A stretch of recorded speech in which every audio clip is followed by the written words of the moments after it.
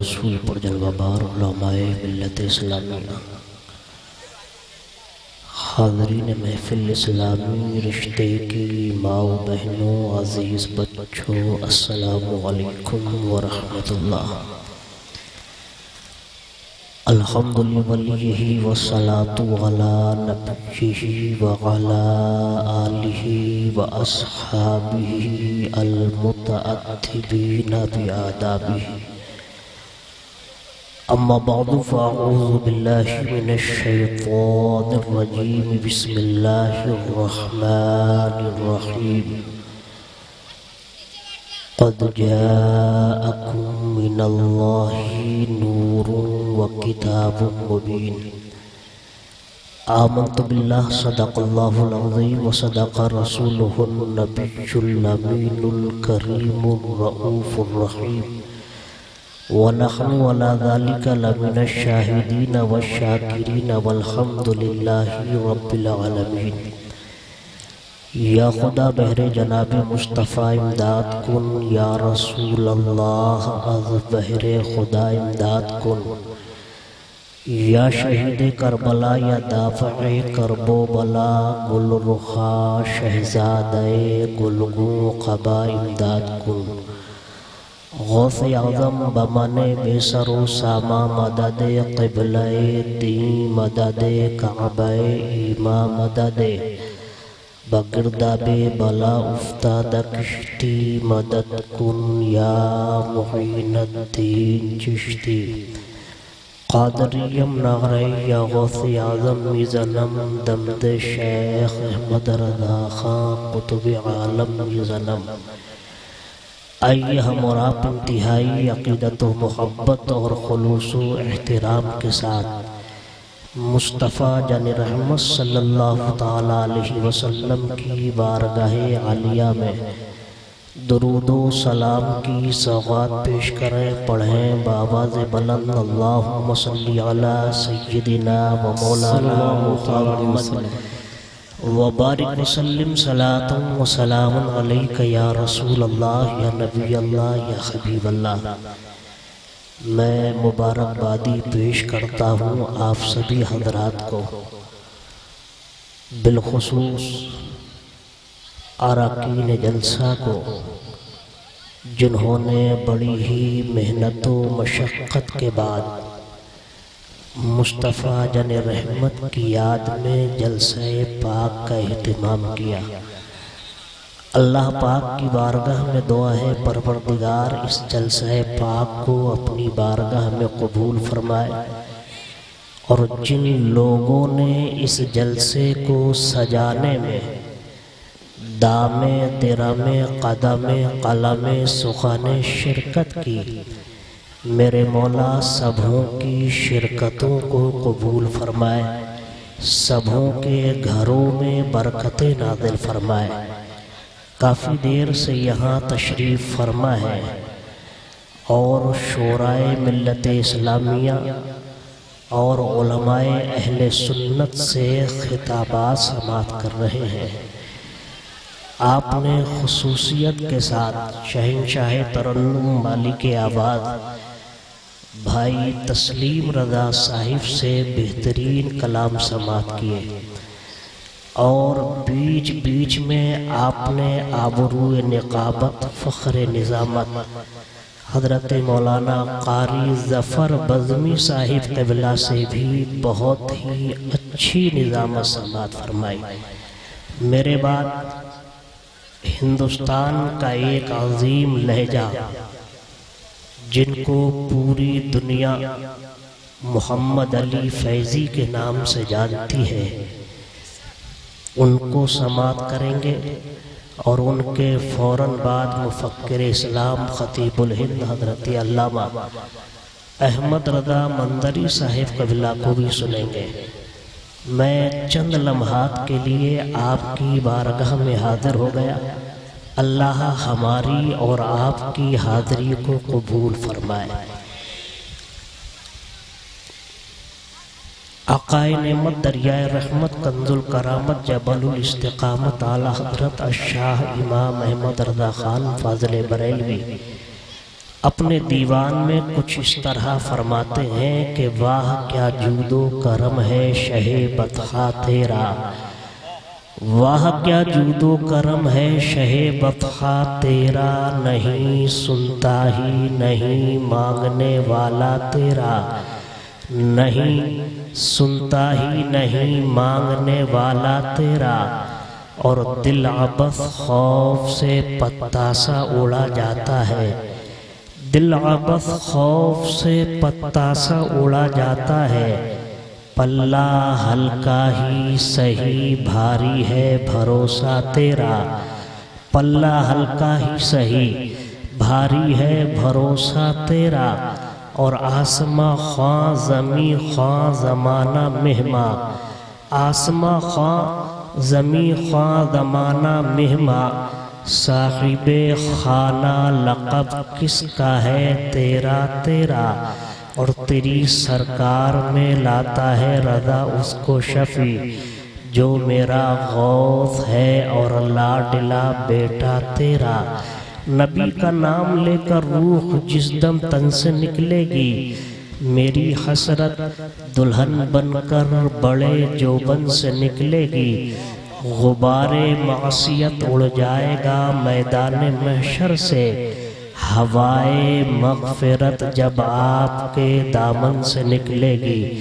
مسلمانوں، نہ دنیا سے نہ دولت سے نہ گھر آباد کرنے سے تسلی دل کو ہوتی ہے خدا کو یاد کرنے سے، اور محو تسبیح تو سب ہیں مگر ادراک کہاں، زندگی خود ہی عبادت ہے مگر ہوش کہاں۔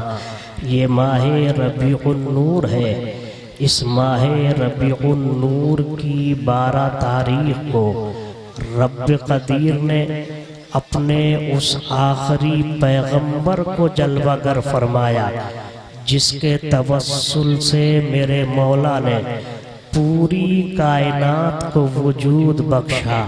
یہ آبشار و چمنزار، یہ لالا دار و فصل بہار، یہ آسمان کا شامیانہ، زمین کا فرش، ستاروں کی انجمن، گویا کہ دنیا کی ہر چیز کو رب قدیر نے مصطفیٰ کے صدقے میں پیدا کیا ہے۔ اگر میرے آقا اس دنیا میں تشریف نہ لاتے تو رب قدیر دنیا کو وجود میں نہ لاتا، یہاں تک کہ میرا مولا اپنی ربوبیت کا اظہار بھی نہیں فرماتا۔ رب قدیر نے اپنے نور سے ایک مشت نور محمدی لیا، اور نور محمدی لینے کے بعد رب قدیر نے فرمایا کن محمدہ، اے نور تو محمد ہو جا۔ نور محمدی بڑھتا چلا گیا، اتنا بلند ہوا کہ رب کی بارگاہ میں سجدہ ریز ہو گیا۔ رب قدیر فرماتا ہے میں نے تجھے اسی لیے پیدا کیا ہے۔ پھر اللہ نے نور محمدی سے قلم کو پیدا فرمایا، اور قلم کو پیدا فرمانے کے بعد رب قدیر فرماتا ہے اکتب القلم، اے قلم تو لکھ۔ قلم جب اتنا سنتا ہے 1000 سال تک ہیبت الہی میں رہتا ہے، 1000 سال کے بعد ہیبت الہی سے باہر آتا ہے، رب کی بارگاہ میں عرض کرتا ہے اے پروردگار میں کیا لکھوں؟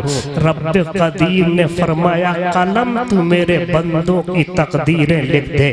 قلم جب اتنا سنتا ہے ہیبت الہی میں شک ہو جاتا ہے، ہیبت الہی سے بیچ میں سے پھٹ جاتا ہے، پھٹنے کے بعد اب قلم بندوں کی تقدیریں لکھتا ہے۔ قلم نے لکھا اللہ آدم و حوا کو پیدا کرے گا۔ آدم و حوا مشیت الہی ہی کے تحت زمین پر آئیں گے، اور زمین پر آنے کے بعد نسل انسانی کا آغاز ہوگا، اولاد آدم بڑھے گی، یہاں تک کہ اولاد آدم میں دو گروہ ہو جائیں گے، ایک گروہ سیدھے راستے پر چلے گا، دوسرا گروہ گمراہیت کے راستے پر چلے گا۔ جو گروہ سیدھے راستے پر چلے گا اللہ اس گروہ کو جنت میں داخل فرما دے گا، جو گمراہیت کے راستے پر چلے گا پروردگار اس کو جہنم کا راستہ دکھائے گا۔ رب قدیر نے حضرت آدم علیہ السلام کا، رب قدیر نے نور محمدی کو لباس بشری میں بھیجنے کا ارادہ کیا۔ ارادہ کرنے کے بعد تمام فرشتوں کو جمع کیا، اور تمام فرشتوں کو جمع کرنے کے بعد فرشتوں سے مشورتاً رب فرماتا ہے انی جاعل فی الارض خلیفہ، اے فرشتوں میں اس زمین میں اپنا نائب بنانا چاہتا ہوں، اے فرشتوں اس زمین پر میں اپنا خلیفہ بھیجنے کا ارادہ کرتا ہوں، اے فرشتوں بولو تمہاری کیا رائے ہے؟ فرشتے جب اتنا سنتے ہیں رب کی بارگاہ میں عرض کرتے ہیں اتجعل فیہا من یفسد فیہا ویسفک الدماء، اے پروردگار کیا تو ایسے کو اپنا خلیفہ بنائے گا، ایسے کو اپنا نائب بنائے گا، ایسے کو اپنا خلیفہ بنائے گا جو زمین میں خوریزیاں کرے گا، زمین میں فساد کا ذریعہ بنے گا؟ اے پروردگار ہرگز تو ایسے کو اپنا خلیفہ نہ بنا، ایسے کو اپنا نائب نہ بنا جس کی نیابت و خلافت زمین میں خوریزی کا سبب بنے۔ رب قدیر نے فرشتے کی بات کو سنا، سننے کے بعد میرا مولا فرماتا ہے انی اعلم ما لا تعلمون، اے فرشتوں بے شک میں وہ جانتا ہوں جو تم نہیں جانتے ہو۔ رب قدیر نے فرشتوں میں سے سب سے پہلے حضرت جبریل کو حکم دیا ہے اے جبریل جاؤ زمین سے ایک مٹھی مٹی اٹھا کر لاؤ۔ حضرت جبریل چلنے لگے، رب نے فرمایا جبریل خیال رکھنا ہر مزاج کی مٹی کو لے کر کے آنا، ہر قسم کی مٹی کو لے کر کے آنا، ہر رنگ کی مٹی کو لے کر کے آنا۔ حضرت جبریل زمین کے خطے پر آتے ہیں، زمین کے پردے پر آنے کے بعد ہر مزاج کی مٹی کو اٹھاتے ہیں، ہر قسم کی مٹی کو اٹھاتے ہیں۔ کالی مٹی کو حضرت جبریل نے لیا ہے، پیلی مٹی کو حضرت جبریل نے لیا ہے، سفید مٹی کو حضرت جبریل نے لیا ہے، گندمی مٹی کو حضرت جبریل نے لیا ہے، سخت مٹی کو حضرت جبریل نے لیا ہے، نرم مٹی کو حضرت جبریل نے لیا ہے۔ اور حضرت جبریل جب اس مٹی کو لے کر کے چلنے لگے زمین نے حضرت جبریل کے دامن کرم کو پکڑ لیا، اور پکڑنے کے بعد اب زمین بولتی ہے اے جبریل یہ مٹی لے کر کہاں جا رہے ہو؟ اے جبریل اس مٹی کا کیا کرو گے؟ اے جبریل اس مٹی کا کیا ہوگا؟ حضرت جبریل فرماتے ہیں اے زمین مٹی رب نے بگائی ہے، بارگاہ مولا میں پیش کرنا ہے، پروردگار کی بارگاہ میں اس مٹی کے حصے کو پیش کرنا ہے۔ اللہ اکبر۔ حضرت جبریل نے اتنا فرمایا، زمین نے عرض کیا تھا اے جبریل بتاؤ تو صحیح پروردگار اس مٹی کا کیا کرے گا؟ اس مٹی سے کیا بنایا جائے گا؟ اس مٹی سے کیا پیدا کیا جائے گا؟ اس مٹی سے کیا بنایا جائے گا؟ حضرت جبریل نے فرمایا اے زمین اس مٹی سے آدمی کو پیدا کیا جائے گا، انسان بنایا جائے گا، انسان کو زمین پر بھیجا جائے گا۔ اب یہی انسان ایک گروہ سیدھے راستے پر چلے گا، یہی اولاد آدم بھٹکے گی۔ اللہ ان کی ہدایت کے لیے کبھی حضرت نوح کو بھیجے گا، کبھی حضرت دانیال کو بھیجے گا، کبھی حضرت عیسیٰ کو بھیجے گا، کبھی حضرت موسیٰ کو بھیجے گا، کبھی حضرت ابراہیم کو بھیجے گا، کبھی حضرت اسماعیل کو بھیجے گا۔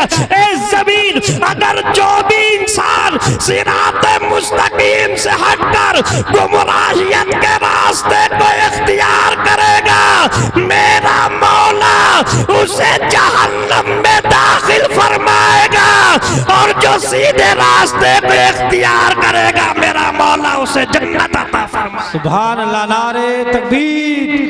نعرے رسالت، جشن آمد مصطفیٰ، جشن آمد مصطفیٰ، فیضان اولیاء اکرام، مسلک اعلی حضرت۔ بہت خوب، واہ واہ، زمین جب بہت اتنا اچھے حضرت، سنتی ہے واہ نا، واہ واہ واہ، کیا کہنے، واہ۔ زمین رونے لگی حاجی، زمین بلکی، زمین نے آہو فغا کیا، زمین نے گریہ وزاری کی۔ حضرت جبریل فرماتی ہیں زمین روتی کیوں ہے؟ اے زمین تیرے رونے کی وجہ کیا ہے؟ تو زمین عرض کرتی ہے جبریل گناہ انسان کرے جہنم میں مجھے جلنا پڑے، اے جبریل مجھ پر رحم کھاؤ، مٹی چھوڑو، رب کی بارگاہ میں حاضر ہو جاؤ۔ حضرت جبریل نے جب اتنا سنا رحم کھایا، حضرت جبریل نے مٹی چھوڑ لی نا، رب کی بارگاہ میں حاضر۔ رب نے فرمایا زمین اے جبریل کیا مٹی لے کر کے آئے؟ حضرت جبریل عرض کرتے ہیں مولا نہیں، میں مٹی لے کر کے چلا تھا نا تو زمین روئی تھی، مجھے زمین کے رونے پر رحم آ گیا۔ رب نے فرمایا میکائیل تم جاؤ۔ حضرت میکائیل بھی آئے، حضرت اسرافیل بھی آئے، یہ دونوں فرشتے مٹی چھوڑ کر چلے جاتے ہیں۔ آخر میں اللہ نے حضرت اسرائیل کو بھیجا ہے۔ کون اسرائیل ہیں؟ وہ اسرائیل ہیں جن کو اللہ نے ہماری موت کے لیے مقرر کیا ہے۔ اسرائیل کسی کے باپ کو بیٹے سے جدا کرتے ہیں، کسی کے بیٹے کو باپ سے جدا کرتے ہیں۔ موت کا فرشتہ آتا ہے، آنے کے بعد حضرت اسرائیل علیہ السلام تشریف لاتے ہیں۔ لانے کے بعد زمین کے ہر خطے سے مٹی کو اٹھاتے ہیں، ہر گوشے سے مٹی کو اٹھاتے ہیں، ہر کونے سے مٹی کو اٹھاتے ہیں۔ مٹی لے کر کے چلنے لگے، زمین روتی رہی، اسرائیل چلتے رہے، زمین بلکتی رہی، اسرائیل چلتے رہے، زمین گریہ وزاری کرتی رہی، اسرائیل چلتے رہے، زمین آہو فغا کرتی رہی، اسرائیل چلتے رہے۔ حضرت اسرائیل رب کی بارگاہ میں مٹی لے کر کے حاضر ہو گئے۔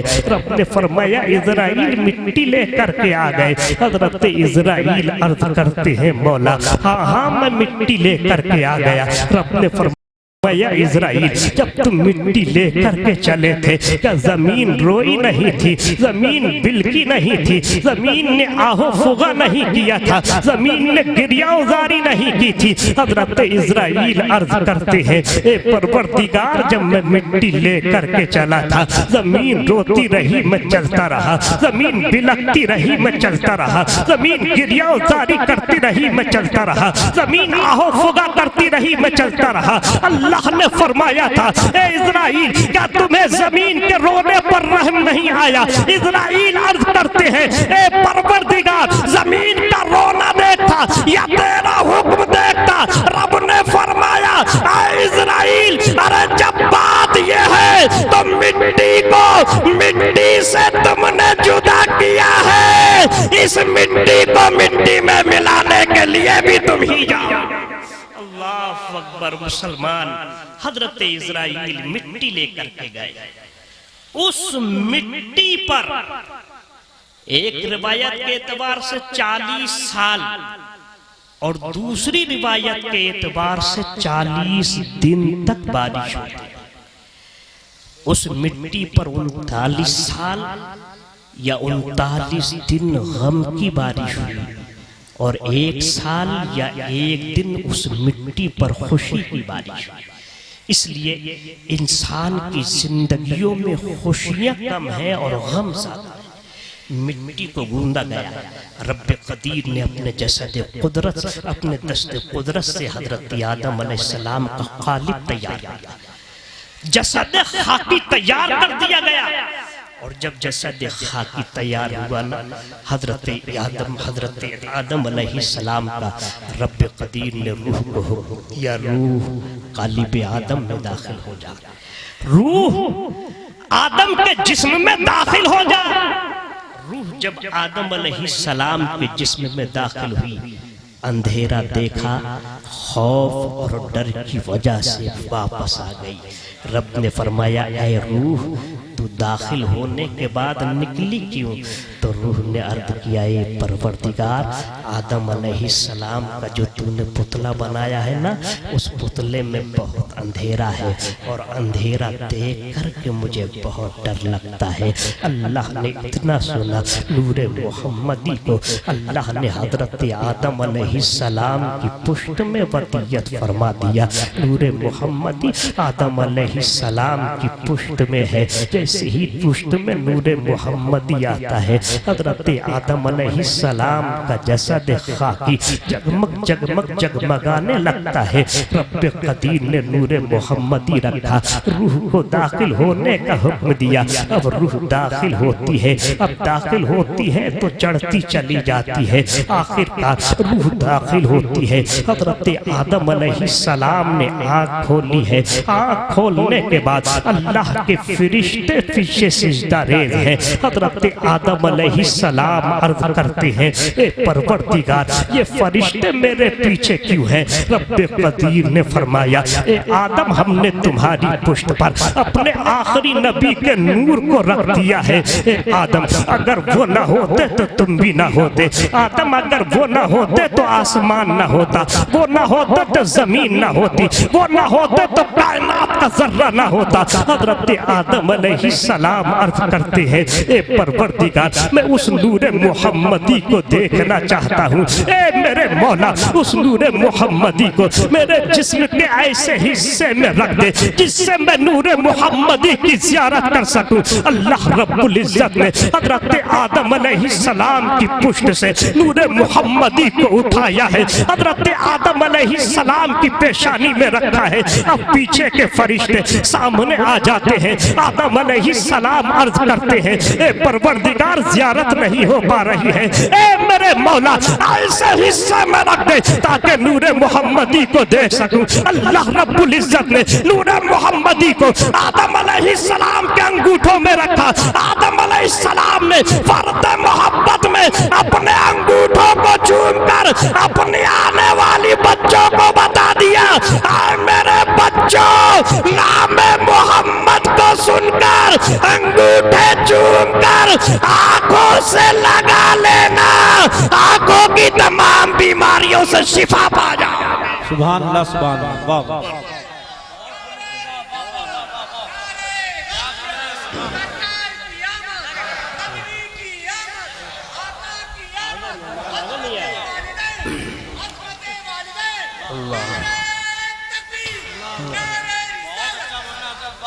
مسلمان آدم علیہ السلام جنت میں ہے اور جنت میں رہتے رہتے جب ایک زمانہ گزر گیا رب کی بارگاہ میں عرض کرتے ہیں مولا جنت میں میرا ساتھی ہوتا تو بڑا اچھا لگتا، پروردگار جنت میں میرا ساتھی پیدا فرما دے۔ اتنا سنا حضرت آدم علیہ السلام پر نیند کا غلبہ طاری ہو گیا، نیند کا غلبہ، اور جب نیند کا غلبہ طاری ہوا اللہ رب العزت نے آدم علیہ السلام کی بائیں پسلی کو نکالا، اور بائیں پسلی کو نکال کر اللہ نے حوا کو پیدا فرمایا۔ بولو کسے پیدا فرمایا؟ حضرت حوا رضی اللہ تعالیٰ عنہا کو پیدا فرمایا، جو ہماری اور آپ کی ماں ہے، ہماری اور آپ کی ماں ہے، ان کو پیدا کیا۔ اور جب ان کو پیدا کیا حضرت آدم علیہ السلام نے جب اپنی آنکھیں کھولی نا تو دیکھا کہ ایک خاتون میرے سرہانے بیٹھی ہے، اور جب سرہانے بیٹھی ہیں آپ نے کلام کرنا چاہا، رب نے فرمایا آدم ابھی اجازت نہیں، آدم ابھی کلام کرنے کی اجازت نہیں۔ آدم علیہ السلام عرض کرتے ہیں مولا کیوں؟ رب نے فرمایا ابھی تمہارا نکاح نہیں ہوا، یہاں سے مزاج مل گیا کہ جب تک شادی نہ ہو جائے اس وقت تک لڑکا لڑکی سے کلام کرے اور لڑکی لڑکے سے کلام کرے، یہ جائز نہیں۔ لیکن آج کا حالات کیا ہے؟ آج کے حالات تو یہ ہے کہ انسان ہوش میں بعد میں آ رہا ہے، شیطان کان پہ لگ گیا، لگ گیا کان پہ، اور کان پہ لگنے کے بعد اس انسان کا حال یہ ہے کہ اگر وہ روڈ کی گندی نالی کے کنارے پر بیٹھا ہے پتہ نہیں چل رہا ہے کہ کتنے مچھروں نے اسے کاٹ لیا ہے، نہیں پتہ چل رہا ہے، پوری رات گزر گئی، خود کی رو رہا، دوسرے کو بھی رو رہا، کیا ہے یار، ڈرامہ بنا رکھا ہے، ڈرامہ زندگی کا۔ اللہ نے ہمیں اور تمہیں ڈرامے کے لیے نہیں بھیجا، بلکہ اللہ نے ہمیں تمہیں اپنی بندگی کے لیے بھیجا۔ گندی نالی پہ بیٹھا بات کر رہا، ٹپ ٹپ آنسو گر رہے اور مار رہا، یار کیا حال ہے، پتہ ہی نہیں چل رہا کہ اس کی زندگی کو اللہ نے کس لیے پیدا کیا۔ آخر رب نے فرمایا آدم ابھی بات نہیں کر سکتے۔ حضرت آدم علیہ السلام عرض کرتے ہیں مولا کیوں؟ رب نے فرمایا ابھی تمہارا نکاح نہیں ہوا، ابھی نکاح نہیں، اور آدم جب تک نکاح نہیں ہو جاتا اس وقت تک تم حوا سے بات نہیں کر سکتے۔ حضرت آدم علیہ السلام نے جب اتنا سنا، رب حضرت آدم علیہ السلام عرض کرتے ہیں مولا انتظام فرما دے۔ رب قدیر نے حضرت آدم علیہ السلام کا نکاح حضرت حوا سے کرا دیا۔ حضرت حوا سے کرانے کے بعد رب قدیر جب حضرت آدم علیہ السلام حضرت حوا سے پھر کلام کرنا چاہتے ہیں، یعنی مس کرنا چاہتے ہیں، رب قدیر فرماتا ہے آدم تم پہلے اپنی بیوی کا مہر ادا کرو۔ حضرت آدم علیہ السلام عرض کرتے ہیں اے پروردگار تو نے میرے مہر میں کیا بنایا ہے؟ اے پروردگار کیا آسمانوں کی بلندی کو مہر بنایا، زمین کی پستی کو مہر بنایا، جنت کی حوروں کو مہر بنایا، جنت کے غلمان کو مہر بنایا، جنت کے محلات کو مہر بنایا، جنت کے تمام شجروں کو مہر بنایا، اے پروردگار تو نے میرے مہر میں کیا رکھا ہے؟ رب قدیر فرماتا ہے آدم ہم نے تمہارے مہر میں جنت کی حوروں کو نہیں رکھا ہے، جنت کے غلمان کو نہیں رکھا ہے، جنت کی نہروں کو نہیں رکھا ہے، جنت کے محلات کو نہیں رکھا ہے، آسمان کی بلندی کو نہیں رکھا ہے، زمین کی پستی کو نہیں رکھا ہے۔ آدم بولے اے مولا پھر کیا رکھا ہے؟ رب قدیر نے فرمایا ہم نے درود پاک کو رکھا ہے۔ آدم تم حوا کے ساتھ مل کر میرے حبیب پر 21 مرتبہ درود پڑھ دو، تمہارے مہر کو ادا کر دیا جائے۔ مسلمانوں اب مہر کی بات آ گئی تو مسئلہ سنو۔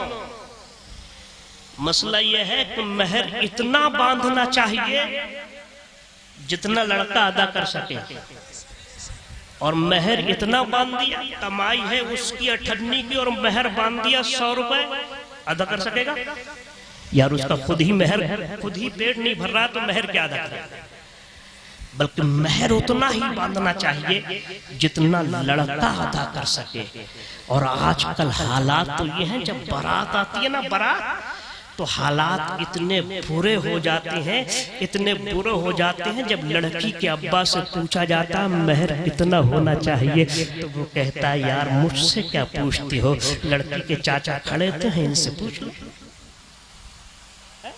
اور جب لڑکی کے چاچا کے پاس گئے تو لڑکی کے چاچا بولے یار میں کیا جانوں، لڑکی کا پھپا ہے، آپ پھپا کی موج لگ گئی بھئی ہاں پھپا کتنا مہر ہونا چاہیے؟ کہنے لگے یار مہر تو اتنا ہونا چاہیے کہ ہماری لڑکی سیو ہو جائے۔ کیا مطلب؟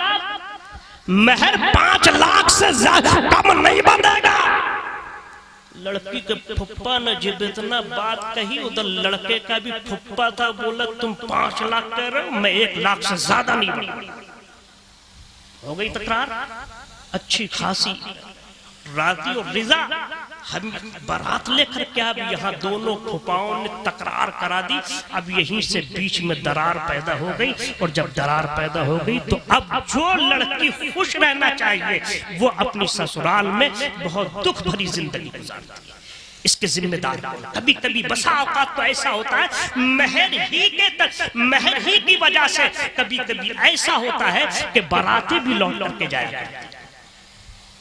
تو ہمیں اس چیز کو سنبھالنا پڑے گا. بہرکیف میرا ٹاپک یہ نہیں. حضرت آدم علیہ الصلوۃ والتسلیم سے یہ نور محمدی منتقل ہوتا ہوا حضرت عبداللہ کی پیشانی میں آیا. حضرت عبداللہ کی پیشانی سے حضرت آمنہ کے شکم میں آیا. حضرت آمنہ کے شکم میں آنے کے بعد حضرت آمنہ فرماتی ہیں میرا بیٹا جب اس دنیا میں تشریف نہیں لایا تھا, میرے شکم میں آیا تھا, تو میں نے وہ چیزیں دیکھی جو کبھی اپنی زندگی میں نہیں دیکھی. اگر کوئی پتھر میرے قدموں کے نیچے آ جاتا, میرے بیٹے کی برکت سے وہ پتھر سرما بن جاتا. اگر میں کنویں پر پانی لینے کے لیے جاتی تو لوگ کنویں میں پانی نکالنے کے لیے کنویں میں ڈول ڈال کر پانی نکالتے تھے, لیکن میں کنویں پر جاتی, جانے کے بعد پانی اوپر آ جایا کرتا تھا. نبی کونین کی والدہ فرماتی ہیں کہ میرا بیٹا جیسے ہی میرے شکم میں آتا ہے میں نے تمام چیزیں دیکھ لی ہیں. آپ فرماتی ہیں میرا بیٹا اس دنیا میں تشریف لے کر کے آیا, 3 دن یا 7 دن تک میں نے اپنے بیٹے کو دودھ پلایا. قبیلہ حوازن کی عورتیں آتی ہیں, آنے کے بعد آپ فرماتی ہیں قبیلہ حوازن کی عورتیں آئیں. حضرت حلیمہ نے میرے بیٹے کو اٹھایا, اٹھانے کے بعد اپنے سینے سے لگایا, اپنے خیمے کی جانب جاتی ہے. جانے کے بعد حضرت حلیمہ فرماتی ہیں میں نے اپنے شوہر حضرت حارث کو آواز دی تھی, اے حارث ذرا قریب آ جاؤ. حضرت حارث قریب آتے ہیں. آپ فرماتی ہیں حارث میں تم کو ایک ایسا بچہ نہ دکھاؤں جس کی صورت دیکھ کر تمہارا دل باغ باغ ہو جائے گا, تمہاری صورت تمہارا دل باغ باغ ہو جائے گا. حضرت حارث فرماتے ہیں آپ حلیمہ دکھاؤ وہ بچہ کون سا ہے. آپ نے اس بچے کے چہرے سے جیسے ہی چادر مبارک کو اٹھایا تھا, حضرت حلیمہ رضی اللہ تعالی عنہا فرماتی ہیں میرا شوہر اس بچے کو دیکھتا ہے, میرے شوہر کا چہرہ کھل اٹھتا ہے. آپ فرماتے ہیں اے حلیمہ یہ عام بچوں کی طرح بچہ نہیں, لگتا ہے اس کو اللہ نے اپنا آخری نبی بنا کر بھیجا ہے. حضرت حلیمہ فرماتی ہیں میں نے اپنے شوہر حارث سے کہا تھا اے حارث اونٹنی کا دودھ نکال کر لاؤ, ہمیں بہت شدت کی بھوک لگی ہے, بڑی تیزی کی بھوک لگی ہے. اے حارث تم اونٹنی کا دودھ نکال کر لاؤ. حضرت حارث فرماتے ہیں اے حلیمہ تم جانتی نہیں ہو, تمہیں معلوم نہیں ہے ہماری اونٹنی ہفتے میں 1 مرتبہ دودھ دیتی ہے, وہ بھی 1 گلاس یا 2 گلاس دودھ دیتی ہے, اس سے زیادہ نہیں دیتی. حضرت حلیمہ فرماتی ہے حارث ذرا کوشش تو کرو. حضرت حارث اپنا برتن لے کر پہنچتے ہیں, اونٹنی پر ہاتھ مارتے ہیں, اونٹنی کا دودھ نکالتے ہیں. تو جیسے ہی اونٹنی کا دودھ نکالتے ہیں آپ کا ایک برتن بھرتا ہے, دوسرا برتن بھرتا ہے. آپ فرماتے ہیں میں نے 3 برتن بھر لیے لیکن اونٹنی کا دودھ ختم نہیں ہوتا. میں ان اونٹنی کا دودھ لے کر آتا ہوں, میں نے پیا ہے, حلیمہ نے پیا ہے. آپ فرماتی ہیں جیسے ہی میں نے پیا, میرے پینے کے بعد میرے شوہر حارث نے پیا ہے. آپ فرماتی ہیں 7 دن کا زمانہ گزارنے کے بعد میں نے سوچا چلو اب یہاں سے رخصت ہونا ہے, اس بچے کو اس کی ماں کو دکھا دیا جائے, اس بچے کو آمنہ کو دکھا دیا جائے. آپ فرماتی ہیں میں اپنے شوہر حضرت حلیمہ فرماتی ہے اپنے شوہر حارث کو ساتھ لے کر چلتی ہوں, اور جیسے ہی میں چلی تھی, چلنے کے بعد میں جیسے ہی جا رہی تھی راستے میں خانہ کعبہ پڑا. میں نے حارث سے کہا تھا حارث خانہ کعبہ راستے میں پڑا ہے, چلو خانہ کعبہ کا طواف کر لیا جائے, خانہ کعبہ کے ارد گرد چکر لگا لیے جائے, خانہ کعبہ کے پھیرے لے لیے جائے. حضرت حلیمہ فرماتی ہے میں نے اپنے شوہر سے کہا, میرے شوہر نے کہا ہاں ہاں چلو بڑا اچھا کام ہے. آپ فرماتی ہیں ہم طواف کعبہ کر رہے تھے, ہم نے سوچا چلو حجر اسود کا بوسہ یہ بچہ لے لے, لیکن جیسے ہی ہم نے اس بچے کو حجر اسود کے قریب دیا تھا, خانہ کعبہ آگے بڑھا تھا, کبھی اس بچے کے ماتھے کو چومتا تھا, کبھی اس بچے کے اس گال کو چومتا تھا, کبھی اس گال کو چومتا تھا, کبھی ہونٹوں کو چومتا تھا, کبھی ماتھے کو چومتا تھا, کبھی ہاتھوں کو چومتا تھا. حلیمہ فرماتی ہے غیب سے آواز آتی ہے اے حلیمہ مبارک ہو, تیری گود میں کوئی عام بچہ نہیں بلکہ اللہ نے اپنا آخری پیغمبر بھیج دیا. سبحان اللہ. نعرہ تکبیر, نعرہ رسالت, عظمت مصطفیٰ مسلک اعلی حضرت. بہت خوب حضرت. واہ واہ واہ واہ ماشاء اللہ ماشاء میرے اللہ. پیغمبر 2 سال کے ہوتے ہیں. بہت اچھا حضرت. 2 واہ سال کی زندگی گزارنے کے بعد جب میرے پیغمبر 6 سال کی عمر شریف کو پہنچے، حضرت آمنہ فرماتی ہیں میرا دل بڑا اداس تھا. دل مدینہ جا کر بہننے کے لیے کہہ رہا تھا.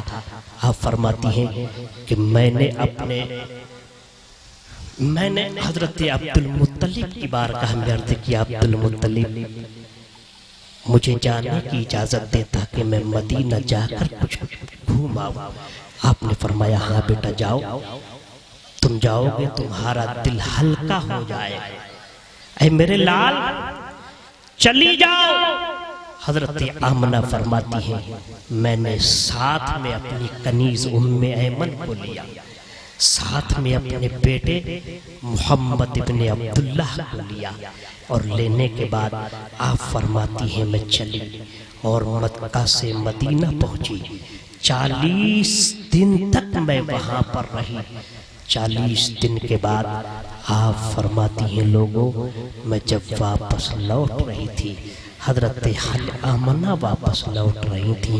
حضرت آمنہ رضی اللہ تعالیٰ عنہ مقام ابوا کے قریب میں پہنچتی ہیں، اور مقام ابوا کے قریب میں پہنچی تھی. آپ فرماتی ہیں حضرت آمنہ کی طبیعت خراب ہو جاتی ہے، بخار بڑھ جاتا ہے. آپ فرماتی ہیں حضرت ام ایمن کو آواز دی تھی اے ام ایمن آپ اپنی گاڑی کو یہیں پر روک لو. اے ام ایمن اونٹنی کو یہیں پر روک لو. اونٹنی کو یہیں پر روک لیا جاتا ہے، اونٹنی رکتی ہے. حضرت ام ایمن فرماتی ہیں حضرت آمنہ نیچے اترتی ہے. اترنے کے بعد حضرت ام ایمن نیچے اتری تھی. حضرت آمنہ کو حضرت ام ایمن نے اتارا تھا. اتارنے کے بعد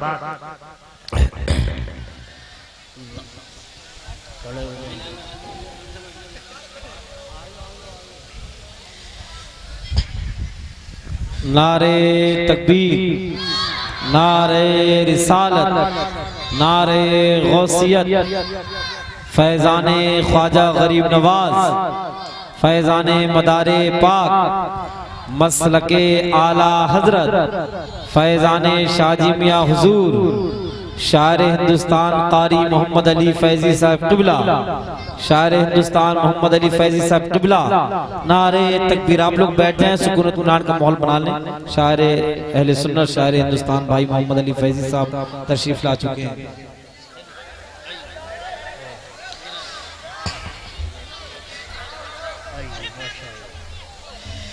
آپ لوگ پرسکون رہیے اور شانتی کا ماحول بنائے رکھیے کہ آپ ہندوستان کے عظیم شاعر شہنشاہ ترنم مالی کی آواز، گدائے واحدی، گدائے میر عبدالواحد بالگرامی، حضرت حافظ و قاری محمد علی فیضی صاحب قبلہ تشریف لا چکے ہیں. آپ ان کا بہترین انداز میں کلام بھی سنیں گے، اور کچھ بیچ بیچ میں یہ عاشقانہ جملے بولتے ہیں وہ بھی سنیں گے. میں اپنی بات کو یہیں پر ختم کر رہا ہوں، تھوڑی دیر اور آپ برداشت کر لیجئے. حضرت آمنہ فرماتی ہیں میں جب وہاں سے چلنے کے بعد جیسے ہی مقام ابوا میں پہنچتی ہوں، حضرت آمنہ کی طبیعت خراب ہو گئی. حضرت آمنہ ام ایمن سے فرماتی ہیں اے ام ایمن ذرا اونٹنی کو تو روکو. حضرت ام ایمن نے اونٹنی کو روکا ہے. روکنے کے بعد حضرت آمنہ فرماتی ہیں ام ایمن ذرا مجھے نیچے اتارو. آپ نے ام ایمن نے حضرت آمنہ کو نیچے اتارا ہے. اتارنے کے بعد حضرت آمنہ فرماتی ہیں اے ام ایمن طبیعت ساتھ نہیں دیتی ہے، کمزوری پر کمزوری آ رہی ہے. اے ام ایمن ذرا اپنا سہارا دو، اور سہارا دینے کے بعد آپ مجھے زمین پر لے ڈال دو. ایمن نے حضرت آمنہ کو زمین پر لٹالا تھا. حضرت آمنہ سمجھ رہی تھی اب میں دنیا کو خیرآباد کہنے والی ہوں. حضرت حضرت آمنہ سمجھ رہی تھی اس دنیا سے میں جانے والی ہوں. حضرت ایمن فرماتی ہے حضرت آمنہ کی آنکھ سے آنسو جاری ہوتے ہیں. حضرت آمنہ کو غشی طاری ہوتی ہے. حضرت آمنہ کو غشی طاری ہوئی. حضرت ایمن فرماتی ہے میں نے پانی کا چھیٹا مارا. حضرت ایمن فرماتی ہے حضرت آمنہ ہوش میں آتی ہے. حضرت آمنہ رو رہی تھی. مصطفیٰ جان رحمت اپنی والدہ کے قریب کھڑے تھے. آقا کونین گھٹنے کے بل بیٹھ جاتے ہیں. مصطفیٰ گھٹنے کے بل بیٹھے تھے. بیٹھنے کے بعد آقا کونین گھٹنے کے بل بیٹھے ہیں. کبھی اپنی ماں کے سر کو بوسہ دیتے ہیں. آقا کونین کو قریب کیا ہے. حضرت آمنہ فرماتی ہے اے میرے پیارے بیٹے ذرا میرے ساتھ میرے سامنے آ جا. مصطفیٰ سامنے قریب آ جاتے ہیں. آقا کونین کو حضرت آمنہ نے اپنی باہوں میں سما لیا تھا. مصطفیٰ کبھی اپنی ماں کی پیشانی کو چومتے ہیں, کبھی اپنے ماں کے رخسار کو چومتے ہیں. حضرت آمنہ روتی ہے. مصطفیٰ کی سسکیاں بلند ہوتی ہیں. حضرت آمنہ فرماتی حضرت آمنہ رونے لگی. مصطفیٰ کا ایک آنسو حضرت آمنہ کے رخسار مبارک پر گرا تھا. حضرت آمنہ نے اپنے بیٹے کا چہرہ اٹھایا, آنکھ سے آنسو پوچھے اور فرمایا اے میرے لال آنکھ سے آنسو گرانا بند کر دے. اللہ نے تجھے رونے کے لیے نہیں بلکہ اس دنیا میں روتوں کو ہنسانے کے لیے بھیجا. مسلمانوں بہت خوب ماشاءاللہ ہمیں تاریکی سے اجالے میں لا کر کھڑا کر دیا. پیغمبر آئے ہمیں نور عطا فرمایا اور مصطفیٰ نے روشنی عطا فرمائی. آج ہم کیا کرتے ہیں؟ آج حالات یہ ہیں ہمارا ایک بھائی دوسرے بھائی کا دشمن ہے. مصطفیٰ نے محبت کا پیغام عام کیا. سرکار نے ماں باپ کی عزت کو بلند کیا. سرکار نے ایک دوسرے سے محبت کے ساتھ زندگی گزارنے کا حکم دیا. لیکن آج حالات کیا ہے؟ آج حالات یہ ہے ایک بھائی دوسرے بھائی کا دشمن, ایک بیٹا اپنے باپ کا دشمن ہے. مسلمانوں مصطفیٰ کے بتائے ہوئے فرامین پر عمل کرو. سرکار کی بتائی ہوئی سرکار کے بتائے ہوئے احکام پر عمل کرو گے تو انشاءاللہ العزیز دنیا بھی تمہاری ہے اور آخرت بھی تمہاری ہے. اللہ کی بارگاہ میں دعا ہے پروردگار میرے بولنے میں جو بھی غلطی سرزد ہوئی ہو مصطفیٰ جان رحمت کے توسل سے معاف فرما. ہم سبوں کے گناہوں کو معاف فرما دے. ہم سبوں کو ایک اور نیک بنا دے. ہم سبوں کا خاتمہ بالخیر ایمان پر فرما. کلمہ شریف پڑھ لیجئے لا الہ الا اللہ محمد الرسول اللہ صلی اللہ تعالی علیہ وسلم وما توفیقی الا باللہ. السلام علیکم ورحمۃ اللہ.